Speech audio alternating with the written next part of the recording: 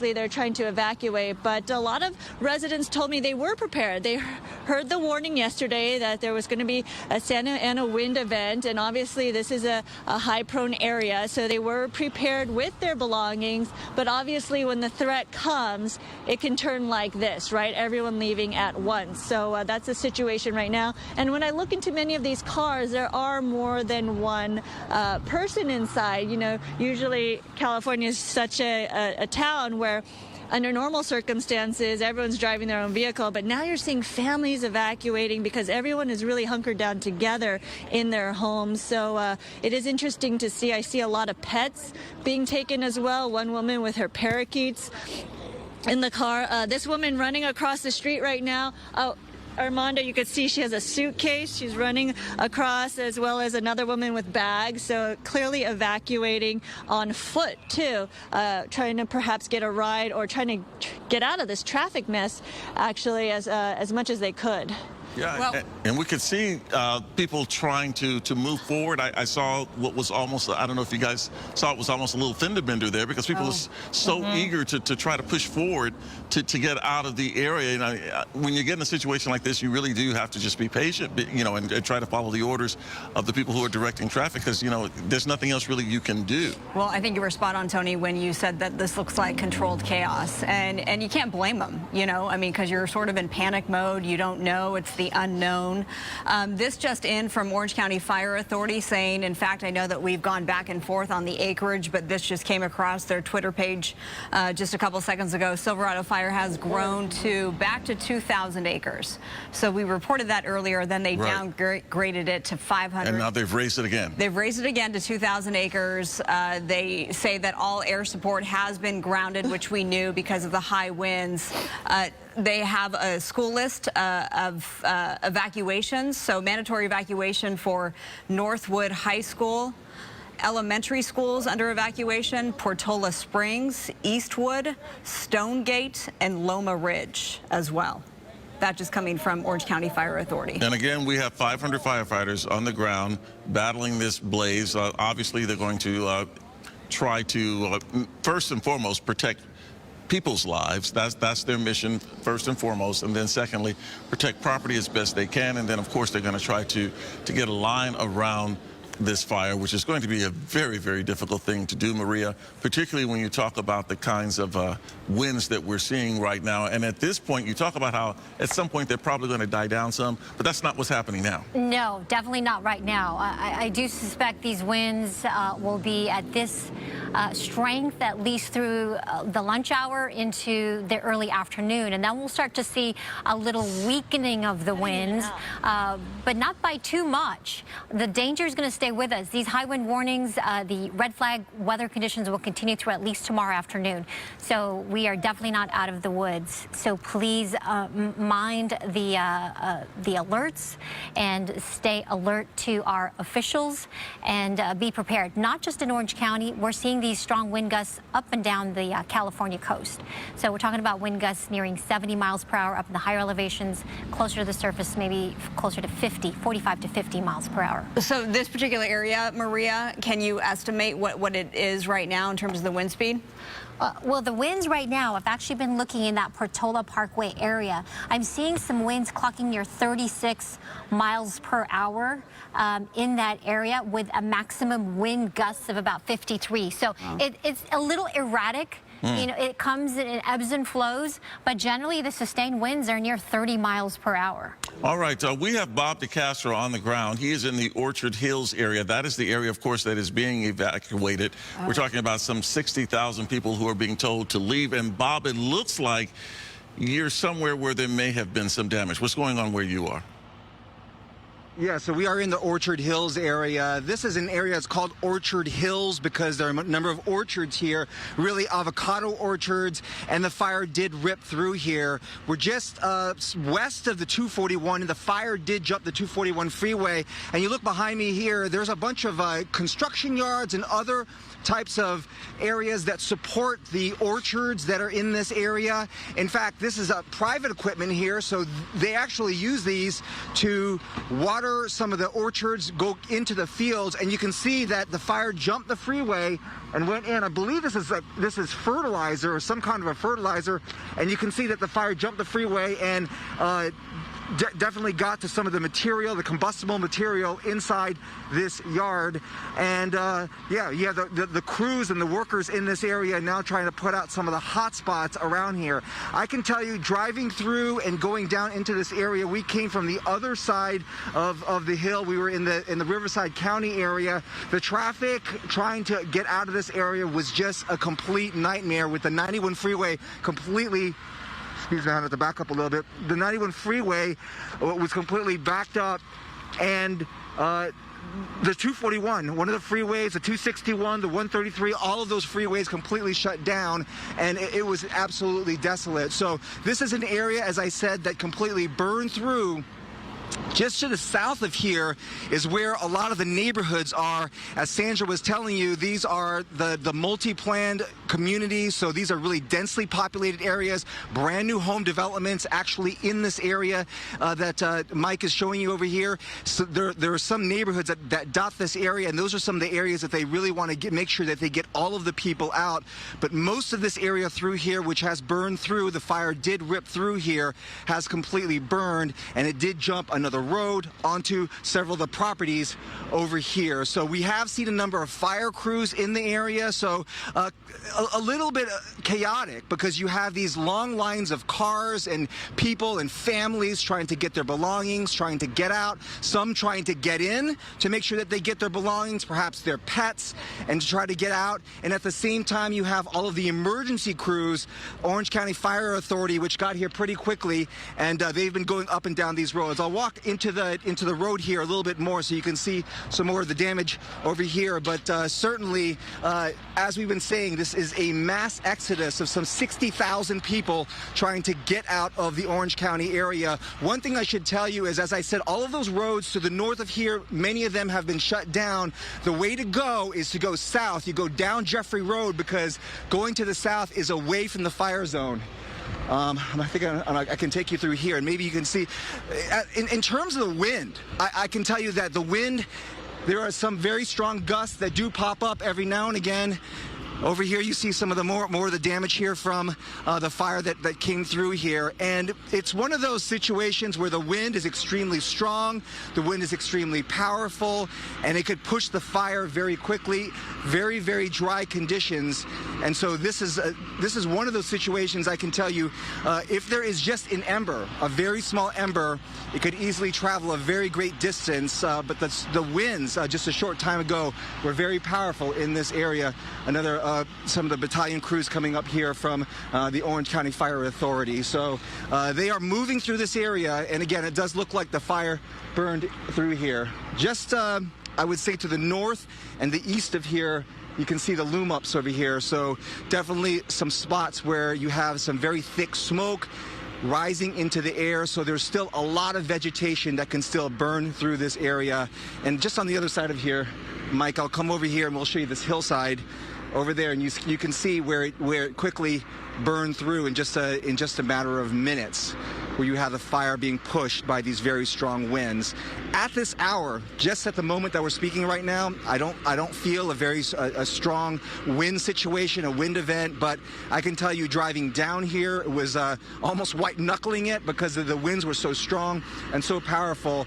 At the moment, we're seeing a little bit of a respite. I'm across the road over here with Mike, and we'll show you a little bit more of again, this is not an area that there are any homes, at least on this particular road, but if you go down Portola Parkway, you go down that street, it's all developments. In fact, on the other side of the orchards over here, I believe there's a high school that's in that area, and that too could have been threatened. But you can see here's a small road over here. The fire very easily jumped this road, and the fire did jump the 241 freeway. So it's just, right now it's just a situation where you have people who are evacuating, massive amounts of people evacuating at the same time, and all of the apparatus being brought into here to try and put out some of these hot spots. Again, one other thing I should point out is we have not seen any of the air assets here at the moment. So I haven't seen any helicopters, any any fixed-wing aircraft coming through the area to try and put out these flames, which, as we know, is a huge help when it comes to try and slow the spread of this fire. So right now, feeling a little bit of a wind gust, but even these small gusts of winds could pick up an ember and cause a lot of destruction. So we're just monitoring the situation here, and we're going to continue to move around this area. We had heard the possibility of some homes that may have been burned. We're going to go and look to see if we can find some of those and maybe talk to some of the people that are evacuating the area. We're keeping our fingers crossed, Bob, that isn't the case, but we know with this fire, as quickly as it has burned and as much acreage as it has eaten up in such a short period of time, and you're absolutely right, you're not seeing any helicopters or fixed wings up in the air because all the air crews have been grounded as a result of this fire. And Marla, you were pointing out the acreage going back and forth, back and forth. We want to let people know that's not our doing. No. It's the Orange County Fire Department that basically, and they have a difficult job right now because, you know, there's a lot going on. Certainly, trying to assess the acreage that these flames have devoured since igniting just before 7 a.m. this morning. So it's now been burning for more than 4 hours, or approximately 4 hours. So earlier we reported 500 acres. We upped it to 2,000. That was based on statistics from the Orange County Fire Authority. They dropped it back down to 500. And then sure enough, within the last 10 minutes, they did update it and say, in fact, it is at 2,000 acres. That's a lot of acreage. And when it started, Tony, it was just at 10 acres. Exactly. Yeah. Some 4+ hours ago. Let's go upstairs to Stu Mundell. He's up there with a bird's eye view. And Stu, what can you tell us? And what can you tell us also about flying in that area, especially given that the air crews are all grounded right now? Well, to start off with the flying, you know what? I got Adam at the tiller, taking control of Skyfox up here, and you know what? Could never have been. I can't feel like any safer than flying with Adam. I'll tell you that. We are solid up here. There's no worries about us. The aircraft that they're talking about, they're flying much lower. They've got a different type of mission. They're not here as, you know, spectators. They're down there, down low, where the winds are gusty, and they change directions quickly because the winds are blowing across those hillsides, making it a very different type of situation. We're totally fine up here, but thank you so much for asking, and good afternoon.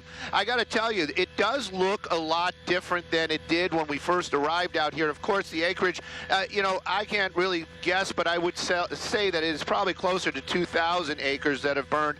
You know, in the end, those firefighters, they have a lot of things going on, and to calculate acreage right now is probably not one of their major priorities.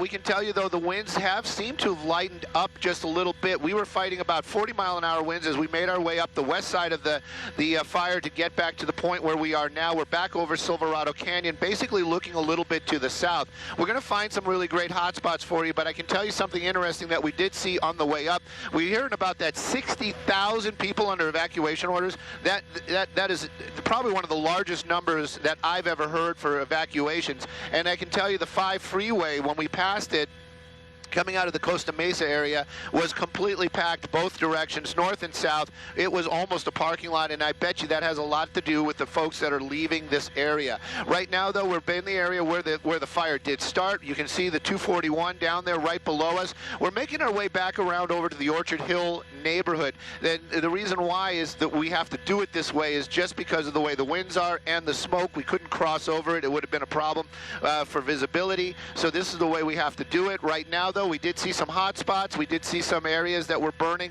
on the west side, but they were orchards and things like that. We haven't heard about any structures. That's a big concern, at least for us up here. We want to make sure that if there is something like that, we can see it really quickly. We're in a position right now, if any, he is moving the camera. He reads my mind. You can see some of that neighborhood that's basically right there in the center of the shot right now. That's going to be that Orchard Hill neighborhood. And earlier on, when we were up here earlier, before we got fuel, this area right here, completely thick black smoke. You could not even see any of those homes. And that's because of all the vegetation right here just south of the 241. There is so much chaparral in this area and light flash fuels, meaning grass, and it just burned so quickly as it its way through here, putting up all that smoke and endangering all those neighborhoods. Right now, though, as the fire keeps moving to the south, it's going to have less of that bulk of fuel. Of course, there are homes out there. There's a lot of other things that can burn. But as far as that bulk chaparral, light fuels in areas in the hillsides. There's no more of that. So the fire behavior is going to change for sure. We are seeing a little less smoke, and thank goodness, just a little bit lighter winds. Are we out of the danger area? Definitely not.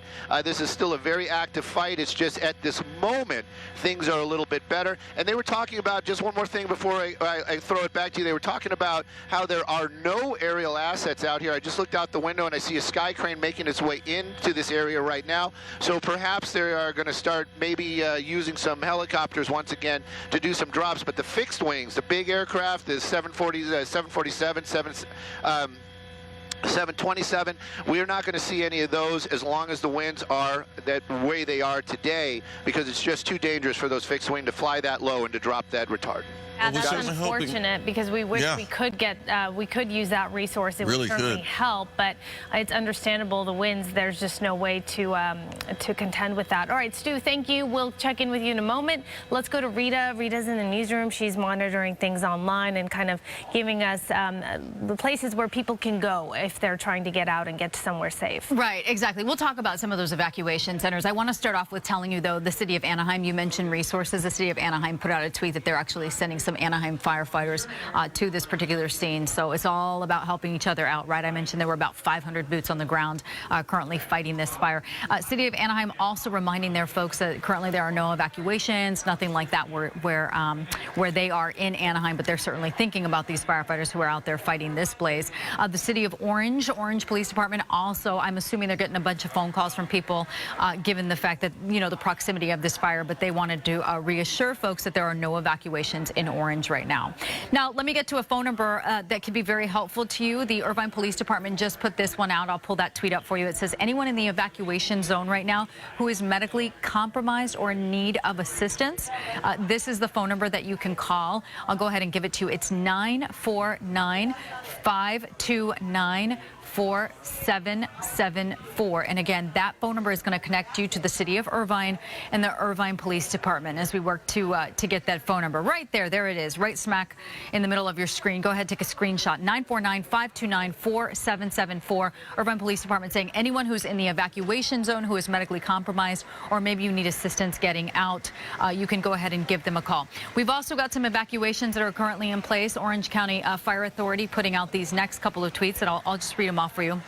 Northwood High School, Portola Springs, Eastwood, Stonegate, Loma Ridge, Canyon View, Santiago Hills, LaPorte, Northwood, Little Explorers, and the Tustin Unified School District is also being affected. They will be evacuated to Beckman High School. We're talking Hicks Canyon and Orchard Hills. There it is right now. We had to work to get that on the screen for you, but there are the schools that we're talking about, so you can go ahead and take a look. Canyon View, Santiago, Portola, Eastwood, Stonegate, and Loma Ridge. And then Araxia, you were talking about some of those evacuation centers. You know, we can't say it enough. We're talking about two of them. University Community Center, which is at One Beach Tree Lane, and Quail Hill Community Center, which is at 35 Shady Canyon Drive. So that's the very latest, you guys, that we're seeing on social media right now. The new stuff is that Anaheim is sending crews to continue to help battle this fire. Okay, Rita, thank you. Appreciate that update there. Okay, we continue to take a look here. As we mentioned, 2,000 acres have burned at this point, according to Orange County Fire, and 0% contained. The winds continue to be an issue. They will continue to be an issue throughout the day today, as Maria's been mentioning. I don't know, Tony, Marla, Maria, jump in. What are you seeing when you look at this smoke? Does it look any better? I know, Tony, you've been talking about this for the last couple of hours. Not at all. In fact, I mean, I was just thinking that, Roxy. It was like you were reading my mind, because I was looking at those large plumes of smoke and thinking, oh my goodness, can you imagine being stuck in something like that, or even trying to escape from something like that? Speaking of which, by the way, we have Phil Schumann on the phone right now, and he's sort of stuck where he is right now. Phil, we want to bring you in. Tell us where you are, what you're experiencing, and what you're seeing. Good morning. Well, good morning, Tony. We came south from Los Angeles on the 5 freeway. Heavy stop-and-go traffic. Once you got into the Tustin area, we're able to get off the freeway on Jamboree and are making our way over to the fire zone. The surface streets are crowded, but not you wouldn't expect with regular traffic. The skies are white smoke, which is great news. I don't see any thick, black, heavy smoke anywhere in the immediate horizon. And the winds are gusty. I mean, 1 minute you'll see them moving the trees, 30, 40 miles an hour, and the next minute you'll see them calm. So heavy traffic on the surface streets, people obviously trying to get out of this immediate area. We're making our way into the fire zone. We're going to check some of the evacuation centers. Tony, from the past, because of COVID, the evacuation centers that have been made available during the fires aren't really taken advantage of because you're really not allowed in and they can't put cots next to each other. So we're going to check that out, but massive fire response and evacuations underway. Phil, you actually bring up a very good point. I didn't even think about that. They've opened these evacuation centers, 2 of them so far, but they still have to observe, when you think about it, Roxia and Marla, they still have to observe COVID-19 procedures. You're right. The protocols of physical distancing, and so these aren't your average evacuation centers anymore. It's not what we're used to. Everything is so different, including being evacuated in a wildfire. So yes, that is another point to think about. Those 2 evacuation centers in place. University Community Center, that's one Beech Tree and Irvine, and Quail Hill Community Center on 35 Shady Canyon, also in Irvine as well. 60,000 people under this evacuation order. We should point out, and I think we lost Phil there. He said goodbye as he makes his way to the scene there. So thank you, Phil Schuman, for that. It's just a few minutes past 11 o'clock, so certainly you're watching an extended version of Good Day LA as we continue our coverage of the Silverado Fire that ignited in Santiago Canyon in eastern Irvine in the Santa Ana Mountains just over 4 hours ago. It was 6:47 a.m. when this was first called in, and Orange County Fire Authority got the alert. So some 500 plus firefighters working these flames from the ground. The air assault has been halted simply because of the strong winds under these red flag conditions. We just heard from Rita that Anaheim Fire, it's now a mutual aid. So Anaheim Fire also sending some firefighters to the scene as well. Well, this is definitely going to be a multi-agency fight. There's no question about it. I think they're probably going to put out a call to any department that can send resources to help out. Right now, we're saying 500 firefighters, but I totally expect that to grow, that number to grow. I'm sure they're going to have many more firefighters on the scene there. Let's go back to Rita Garcia. Rita, you've been keeping up on evacuation centers and also evacuations with regard to schools and that sort of thing. So what do you have for us now? City of Irvine just put out University and Quail Hill community centers, which we've been talking to you about, are now full. So they're not taking anyone. The following facilities, though, are open: Los Olivos Community Center, Harvard Community Center, Rancho Senior Center, and Las Lomas Community Center. So we'll work on getting that on your screen so you don't have to remember that. But again, Los Olivos, Harvard Community Center, Rancho Senior Center, Las Lomas. So University and Quail Hill Community Center now full. And since we are talking about COVID-19 protocols, Rita, my guess is there's going to be a limited number of people that these evacuation centers can actually take in. I would assume so. We've seen that in the past with the last couple of fires, right? Even the fire department has to do things different. They have to meet their command post as virtually, so to speak. I mean, everything is just so different these days, and the goal is to keep everyone safe. So, yeah, I'd imagine. But, the good news is that while those 2 are now closed, we've got 4 others that are open, and we'll work on getting that on your screen. Very good. So Los Olivos, Harvard, Rancho, and Los Lomas. Thank you so much for that, Rita.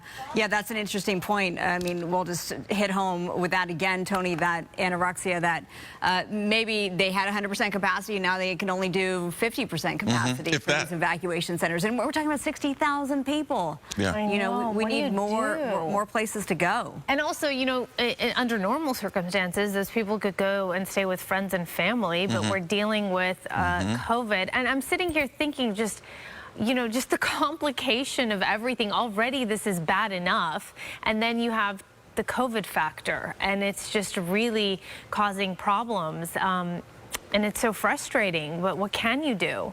Yeah, and Maria, bringing you back into the conversation here with regard to those winds, which you said are not going to really die down significantly anytime soon. And all of the people out there who are experiencing respiratory issues, that's just going to exacerbate their quest and the challenge to get out of there and get to someplace safe. Yeah, I have been watching the airnow.gov. It's the air quality map, and I haven't seen these values really since this summer. And we have had quite a number of fires already. You know that. So right now, we're talking about the highest levels of hazardous conditions in the atmosphere when we're talking about Anaheim, Santa Ana, down to the beach in Huntington, Lake Forest, Mission Viejo.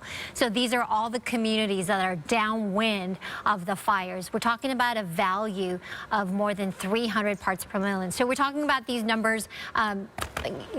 It's very hazardous to be outside right now. So you add that to the problem of trying to evacuate, right, and get outside.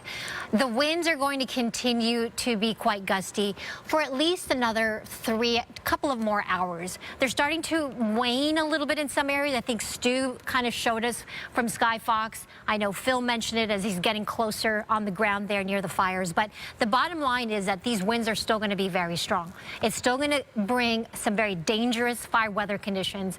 These wind gusts are still going to be near 45 to 50 miles per hour, and that's enough. That is enough to carry an ember and certainly fan the flames of the current fire that's out there. So the danger is going to be with us throughout the day today. Weaken a little bit in terms of the winds tonight, and then they'll pick back up again. Another round of fairly strong winds overnight, and then tomorrow we'll start to see some much improvement by tomorrow afternoon. But yeah, we've got wind warnings, red flag warnings until tomorrow afternoon. All right, let's go back to Bob DeCastro. Thank you, Maria, for that. Bob is back up. Last we checked in with you, you were in Orchard Hills. Where are you now? Yep, still in the Orchard Hills area, actually not too far from where we showed you that last live shot, just on the other side of where this fire was burning through. Behind me, you can see there are still some flames here, so the fire did not jump Portola Parkway. Had it jumped Portola Parkway, this would have been a terrible situation, because you do have homes just on the other side of Portola Parkway, which right now is shut down except for people who are trying to evacuate the area and for the emergency crews that are coming through this area. But you can see this steep hillside here just on the other side of this. The fire burned all the way through here, and this is just west and south of the 241 freeway. Now, the mayor of the city of Irvine has said they have opened up a total of 6 shelters now. As you were talking about before, 2 of them are already filled up. One of the problems that they had was this was, so to speak, a perfect storm. You had this fire that broke out, the very heavy winds, and the fire just blew up and exploded so quickly they had to evacuate a very large amount of people in a very short period of time. So you have all of these cars trying to get out of here, some of them going immediately to those evacuation centers because traffic was at a standstill, and that's why those had filled up. And again, 6 more had opened. And then the coordination, in the beginning was tough, and they had shut down the 133 freeway, the 241 freeway, and so everyone trying to get out, and all the freeways were pretty much shut down. And so now, from what I understand, they are working to open part of the 133 freeway so that would be opened up so that people can go south of here. Again, if you go north of here, you're going right into the fire, and that's an area that they're urging people not to go. There you see behind me, it's just a small little hot spot off the road here of Portola Parkway. Gonna back up a little bit. One thing is interesting, I was wearing a mask, as you saw the last hit that I just did. It was just one of the regular masks that we now wear during COVID-19. That is not enough. We changed these K95 masks so they can filter out some of the particulate matter that comes from these fires. So people might have masks. It is very difficult to breathe out here with the heavy smoke that is burning into the air.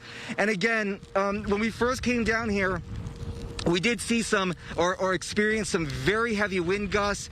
Again, they were talking about upwards of 70+ miles per hour. It's not what we're experiencing here, or at least what we have experienced at least over the past hour or so since we've been here on the ground. But certainly that is a possibility. So just going to be on guard for that. And if you can see the direction with which the wind is blowing, there you see it's going in that direction, in the southerly direction. That's the danger there, because just on this other side of Portola Parkway is exactly where all of those homes are. And obviously all the homes in this area in Orchard Hill are under the mandatory evacuation orders. Ironically, by the way, just on the other side of this field, this is where the orchard field where there were the avocado trees, that building right there is a fire station with the Orange County Fire Authority, and so those units are already out and about. We understand there are some defense positions being taken with several homes in the area in terms of structure protection. So no air assets at all. We haven't seen any aircraft at all. Those have all been grounded because of the dangerous wind situations here in the canyons and the hills, in the Orchard Hills area, in the Irvine area. So, of course, that is always a huge help, and we're not seeing any of that at this hour. It's all being fought with all the boots on the ground. Yeah, and we're hoping that maybe, you know, they'll be able to get that aircraft back up in the air sometime soon. We did see a sky crane going across out in the distance not too long ago. Yeah, Bob, you seem really close to those flames behind you. Yeah, this is, you know, look, this is some small brush and growth in the area. Most of that area behind me has burned. I don't think that, you know, these are those large walls of flame that we normally see. What's deceiving about this is not that, is when now we are experiencing these wind gusts, and I have seen this before historically while covering these fires of the past, mind you, a few decades. But it could be just like this, and you might think that, you know, it's just a small fire behind you, and then all of a sudden, out of nowhere, it picks up the ember, and it's so shocking to see it go onto an eave, and it could just dot a neighborhood that doesn't seem like there's any fire moving through it at all. So it just takes that one ember, and that really is the danger when it comes to these fires and it comes to the wind situation that you're dealing with here, that it could easily pick up any one of these embers, and there's just so much area here that has already burned. This is near Rattlesnake Reservoir, by the way, if you know this area, at north of Portola Parkway. And again, they're urging people to evacuate as soon as you can. Do it safely. I will tell you, it's very dangerous to be driving around here. People are a little frantic. They're you know, not paying attention because they've got their one-track minds, but there are a lot of fire crews that are moving through the area. So it is very dangerous to drive through the area. Drive carefully as you're trying to evacuate the Irvine area and go south. That's the area that's going away from the fire. Yeah, perhaps you want to move a little farther away from those please, flames Bob, you're giving me a heart attack. But you know what? What I noticed, Bob, while you were standing there talking, is that not only the flames creeping a little bit closer, but the smoke, the wind blowing the smoke in your direction. It must be very difficult, I would imagine, to breathe out there to some degree as well.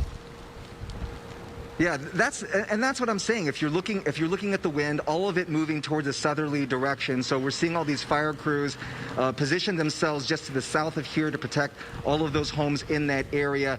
But obviously, with all of the area that's already burned, the respiratory, anybody who has a respiratory issue is going to have an extremely hard time breathing around here.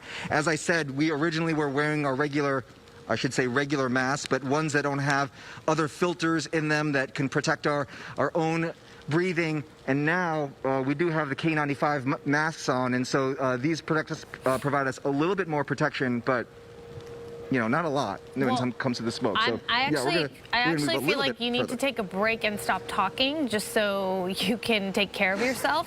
So why don't you take a break for a moment? No, seriously, I can imagine your throat and your vocal cords must be irritated. We're going to check in with Phil. He's on the phone, I believe, still, and then we'll come back to you, Bob. Phil, are you there? Yeah, we're here. We're on Culver. And we're working our way to one of the evacuation centers. Still strong gusty winds on the ground. A lot of streets are blocked off by Irvine police and heavy traffic. Definitely sort of a nervous time. It's hazy smoke at ground level. People sort of coming and going from all different directions trying to get out of this immediate fire zone. We're probably just a few miles away from where Bobby's been reporting. And again, the sun's breaking through overhead, but it's whitish smoke. It's not thick, dark, brown, black smoke. Yeah, and that's what we're seeing right now, Phil. So you're going to make your way. You're headed to one of the evacuation centers. I'm sure you heard that 2 of them are filled up. Right. Well, that won't be an issue. I mean, there's plenty of places that they could use as evacuation centers, whether it's schools, government buildings, you know, the types of places we've seen in the past. It's just getting people, you know, from the fire zone to the safety zone is the challenge right now because the streets are so backed up. And, you know, there's a lot of confusion, as you can imagine. You're trying to go one way, and all of a sudden you hit a police roadblock, say, on Well, we are now on Irvine and a street called Meadowland. So the major streets going into the burn zone are already blocked off. So it's tricky to navigate your way around here. Sure. Yeah, it is tricky. I think that's probably one way of putting it, and very chaotic from what we've seen with people trying to leave all at once. No question about it. All right, Phil, thanks so much. We'll be checking in with you, of course, a little bit later on as you try to get to one of those evacuation centers and see what's happening there. Maria, I want to bring you in again, not only to talk about the winds and what's happening and what we expect with those, but also just in general, what kinds of temperatures we're expecting to see today. You know, that's a really good question, Tony. Typically, when we talk about Santa Ana winds, we would associate that with very warm temperatures, which is what we've seen earlier this summer. But these winds originated from a very cold air mass. So we're talking about some cooler temperatures today, cooler than average anyway. So similar to yesterday, highs will be below average. Those winds are going to continue. If we can get over to the other machine, I really do want to show you our future cast and show you what we're expecting with the weather. Go to W1, please. And there we go. Thank you so much, Francis. 27-mile-per-hour winds in Malibu. So these winds extend from the inland areas toward the coast. You can see the arrows. They're definitely moving in that northeasterly, toward the southwest, rather, coming from the northeast. So Bob was pointing that out, showing you how those, how the smoke plumes were moving. The current wind situation, I could find just a couple of observation sites near that fire. The winds are relatively near 30 to 35 miles per hour in terms of those wind gusts, but they're much higher at the higher elevations. One thing to note is that relative humidity value down to 8%, so it's continuing to drop. Those single-digit relative humidity values are important to note because that just tells you how dry it is outside. Those high wind warnings will continue through tomorrow. I do expect the winds to sort of weaken a little bit more later this afternoon into this evening. So maybe that's when the firefighters will really take advantage, and maybe some of those fixed wing aircraft can get back up in earnest, along with those water dropping helicopters. I want to point out the air quality forecast. It was difficult to talk for Bob out there. Look at those deep dark purples, that magenta color.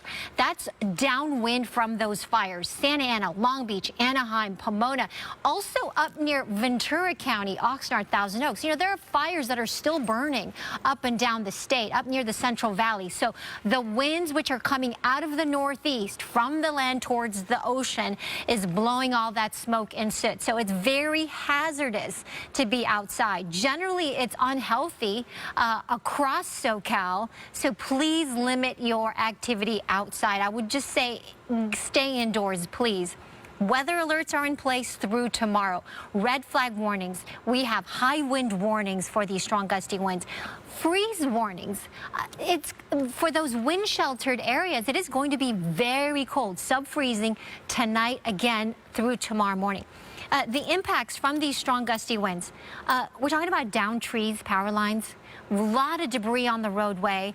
Power outages. I really want you to go on the website as well. SCE, the Southern California Edison. There are areas that are targeted for these power outages that are possible today. So really pay close attention to that. Of course, travel problems. Here's the future cast. This is what we're predicting for the winds. Notice those deep, dark purple colors. Those are the wind-prone areas, right, from the high desert towards the coast. Look at all these cities in between, the Santa Ana Mountains, precisely where that fire is burning down near Santiago and Silverado. 20, 30, 5-mile-per-hour sustained winds. Mount Baldy, 50 miles per hour. These are sustained. As we put this into motion, you can see how it weakens tonight, pick back up again tonight, tomorrow morning, and then finally show signs of weakening by late Tuesday night into Wednesday. So we got to get through today and tomorrow, and then things will get a little bit better in terms of the winds. But temperatures right now, look at that, 53 in Lancaster, 56 in Simi Valley. Here's a quick look at our 7-day forecast. It does warm up as the winds subside. We get back up to above average slightly Wednesday, Thursday into the remainder of the week. And then hopefully the marine layer will be around again. But again, mainly affecting the coastal communities, but at least a little added humidity. But until then, it is going to be dry, it is going to be windy and quite dangerous through tomorrow. All right, Maria, thank you so much. Joining us on the line now, we have the mayor of Irvine, Christina Shea. Thank you so much, Mayor, for your time. I know that you're extremely busy given the Silverado fire that's burning and has 60,000 people plus people in your neighborhood, in your city being evacuated. What do you want your residents and people in the surrounding area to know? Yes, well, thank you. This is very unprecedented for our community. We've had a few major fires over the last, I don't say 25, 30 years, but they've never really come into our community. We have two structures here at Portola Hills that were on fire. I just have to congratulate our OCFA and our police department and CHP for doing everything they can to evacuate 60,000 residents in such a short period of time is a daunting task. But we have opened 6 different facilities here in Irvine. If I could share those: Los Olivos, Quail Hill, University Park, Harvard, Rancho Senior Center, Las Lomas. These are our evacuating centers. I will be going out with my staff this afternoon, if not sooner, to try to make sure everyone is comfortable and safe, and that we're being able to accommodate so many residents that have had to leave their homes.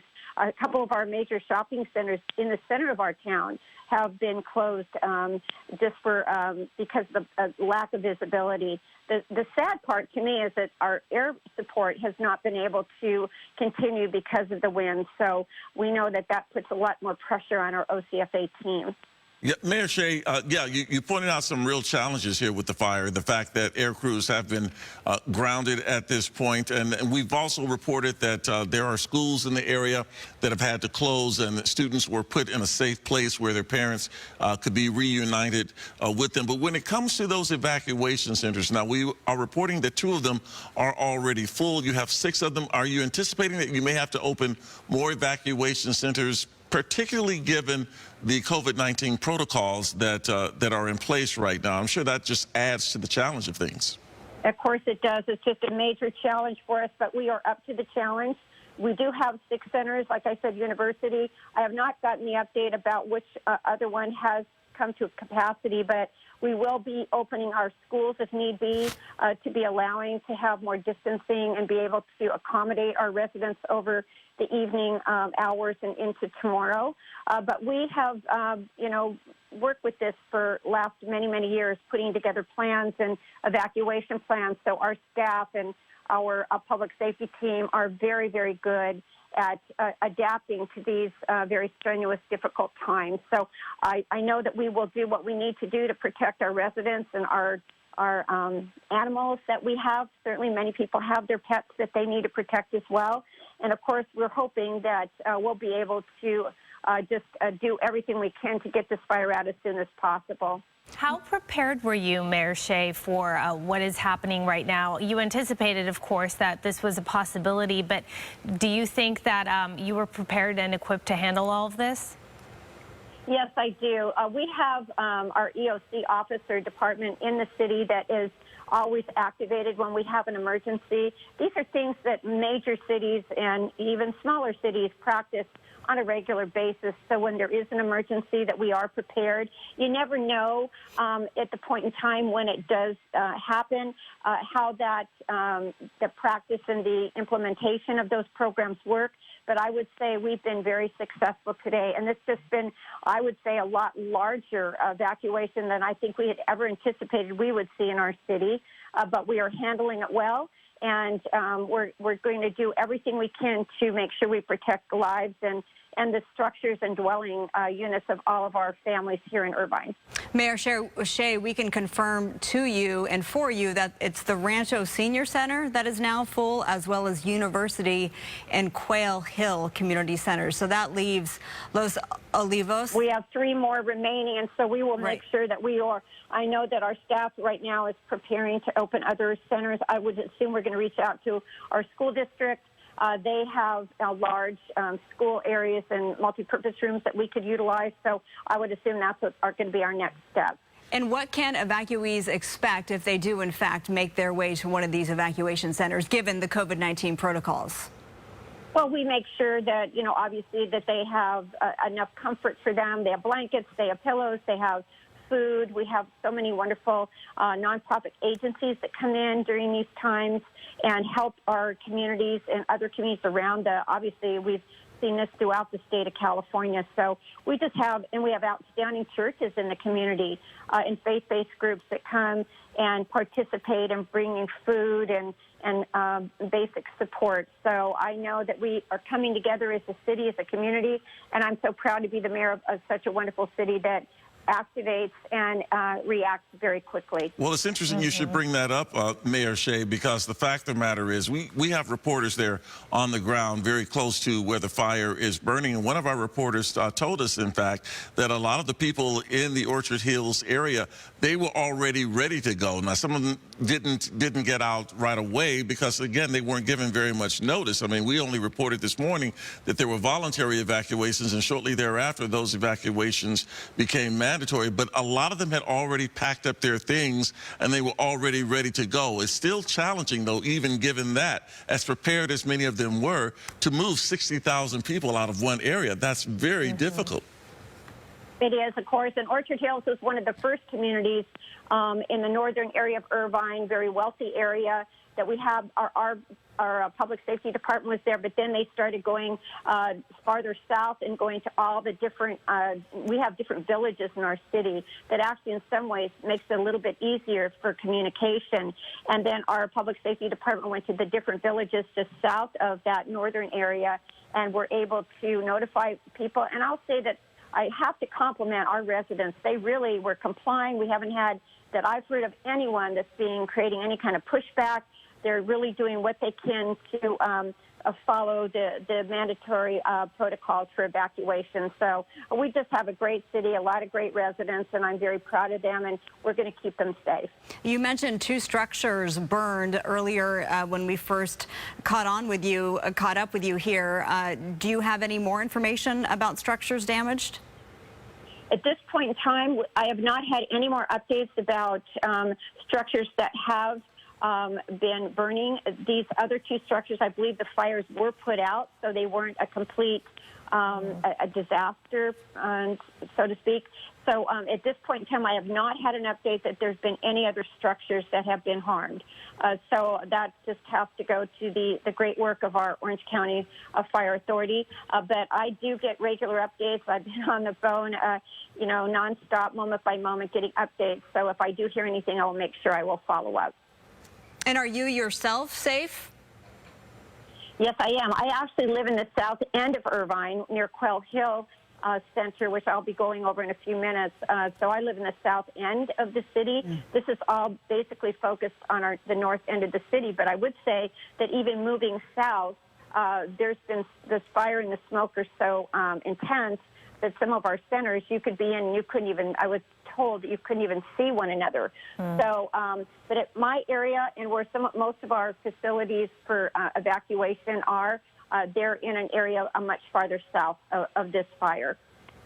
Well, we keep talking about just how things are complicated with the fact that we're dealing with COVID, and it just makes it for a very, very tough situation. But it's certainly nice that the city is prepared and people are getting out and staying safe. We haven't heard of any injuries, and God willing, that'll stay the case. Thank you for taking the time. I totally agree. Thank you very much for your taking the time to update. It's very helpful because then our residents are getting more information from the media, and we very much appreciate your effort on our behalf. Yes, of course. Thank you for taking the time to talk to us, and we'll be in touch, I'm sure, as this goes on. Take care. Okay, thank you. Bye-bye. But you know what? This is a lesson to all of our communities here in Southern California. I know we're talking about Santiago Canyon. We're talking about the Silverado Fire here that has burned from 10 acres when it started out to now over 2,000 acres in a very short period of time. But it could very well be anywhere in our viewing area. I mean, all of Southern California, especially with these winds that Maria has been talking about, they're impacting all of us, not just the area we're watching here. It could happen anywhere. Oh, absolutely. I mean, we do not know what caused this fire. We don't know how it starts, but the majority of fires are caused by humans, whether it's accidentally or intentionally. And when we have weather conditions like this, the smallest spark can cause a fire and it can spread rapidly. So that's what we consider explosive fire growth potential. That's why the red flag warnings are in effect. And look at the large part of Southern California. See those deep purples, those reds? That's the area that we're focusing on where the strongest winds are currently blowing. So you can see how it extends from the high desert over the mountaintops and through the coast areas, the valley locations, and the Santa Ana Mountains. So a large part of not just Southern California, but up and down the state. Maria, I'm glad you mentioned that, because when you think about a lot of the areas that particularly are susceptible to these high winds, yes, all of Southern California, but there are areas that are particularly hard hit. When we're talking about the high desert, we're talking about the Inland Empire. Those are areas that we know are always hard hit when we get these Santa Anas. When you look at the base of the Santa Ana Mountains, when you talk about Fremont Canyon, at the mouth of these openings, this is where we get the strongest winds. You guys know where you up in LA near Porter Ranch, right? We always go there. Sure. These are the areas that are wind prone. These winds start out in the higher elevations up in the Great Basin, and they go up and over the mountains, and it's kind of like when you squeeze the hose with the water rushing out. When you put your thumb at it, right, it gets stronger because they just explode when they come down the base of these mountains and through these canyons and passes. And that's what we're seeing here. And that's what allowed the fire to jump and move a couple of miles downwind. And these are the weather conditions that we're in. So anything can happen, and it can spread rapidly under these weather conditions. Let me just add to that, Maria, and let you know that the city of Lake Forest is also being warned that northwest area of Lake Forest and Baker Ranch, those residents to be ready and may be evacuated because of course, the Silverado Fire. This is being put out by Orange County Fire Authority. So the city of Lake Forest also saying that staff is working on setting up evacuation centers if that becomes necessary. And of course, we will post information as soon as that is available. This is the city of Lake Forest. So again, if you do live in Lake Forest, heads up there and get ready, set, go, as Orange County Fire and all fire departments will tell you to get your go bag and get ready just in case because of the Silverado Fire. And bless you, Maria. I think you just sneezed. No, that wasn't me. That was me. Oh, Roxia, bless you as well. Thank you. And then also worth noting here, the city of Irvine putting out this notification that Tustin Unified School District evacuated 3 schools. Orchard Hills School, Hicks Canyon, Myford Elementary Schools, and Orchard Hill students were moved to Beckman High School, where their parents are able to pick them up. Hicks Canyon and Myford students were picked up by their parents at the school sites as well. So schools under